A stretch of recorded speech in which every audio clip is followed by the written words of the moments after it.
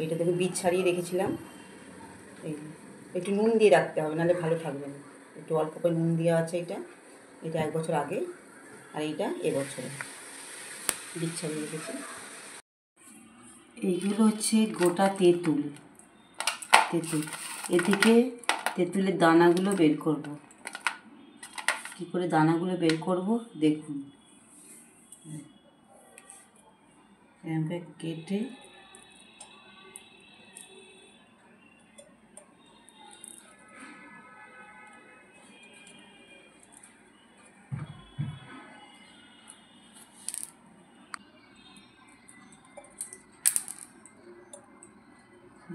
সব দানাগুলো বের করে, এর ভেতরে দানা থাকলে দানাগুলো পোকা হয়ে যাবে।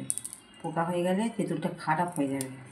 ওই জন্য দানা বের করে রাখলে তেঁতুলটা ভালো থাকবে। 1 বছর 2 বছর যতদিন রাখতে পারবেন দানা বের করে রাখতে হয়, তাহলে তেঁতুলটা ভালো থাকবে।